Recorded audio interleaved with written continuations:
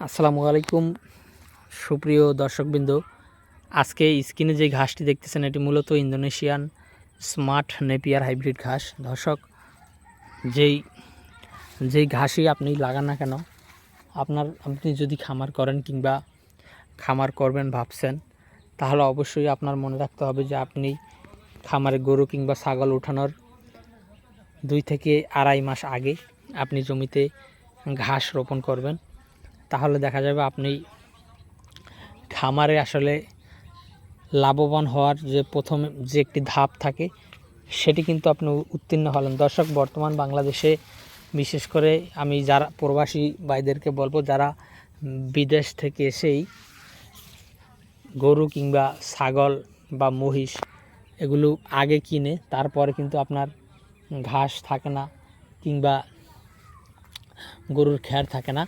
আগে গরু কিনে তারপর কাঁচা ঘাস কেনার জন্য আমাদের কাছে অনেক ভাই ফোন দিয়ে বলেন যে ভাই কাঁচা ঘাস দেওয়ার জন্য। আসলে ভাই কুরিয়ার সার্ভিসের মাধ্যমে বা আমরা যেহেতু কাটিং সেল করি কুরিয়ারে, সেক্ষেত্রে কাঁচা ঘাস কুরিয়ার করে আসলে নিলে সেটা পোষায় না। আর কাঁচা ঘাসের দামও কিন্তু কম, 5 টাকা 6 টাকা কেজি। সেক্ষেত্রে আপনার কুরিয়ারের বিল অনেক আসে, সেক্ষেত্রে আসলে সম্ভব হয় না। আর বাহির থেকে যারা এসে গরু কিনে তারাও অনেক বেশি গরু কিনে না, দেখা যায় 1টা 2টা কিংবা 5টা গরু কিনে, তারা কিন্তু আপনার অনেক বেশি কাঁচা ঘাসও নিতে পারে না।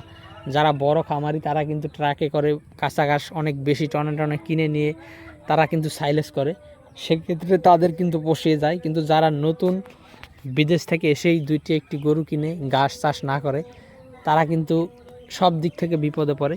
তখন তারা ঘাসও থাকে না এবং তাদের কিন্তু তখন বাধ্য হয় দানাদার খাদ্যের ওপর কিংবা খ্যারের ওপর নির্ভর করে এই গরু পালন করতে হয়। আর আপনারা জানেন যে কাঁচা ঘাস না খাওয়ালে গরুর কিন্তু দুধ হবে কম, খ্যার খাওয়ালে কিন্তু দুধ হবে কম।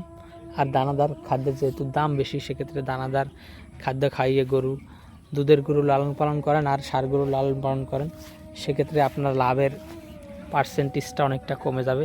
তো দর্শক বন্ধুরা, আমরা পরিশেষে একটি কথাই বলবো, আপনি যদি খামার করতে চান তাহলে অবশ্যই আপনি গরু কিংবা ছাগল, ভেড়া কিংবা মহিষ, যে কোনো গবাদি পশুর খামার করেন না কেন, খামার করার গরু কেনার কমপক্ষে 2 থেকে 2.5 মাস আগে, অর্থাৎ 60 থেকে 75 দিন আগে যদি আপনি ঘাস জমিতে রোপণ করেন, তাহলে আপনার খামারে ইনশাল্লাহ আপনি লাভবান হতে পারবেন। তো দর্শক বন্ধুরা, আমরা আজকে আমাদের ভিডিওটি এখানে শেষ করব।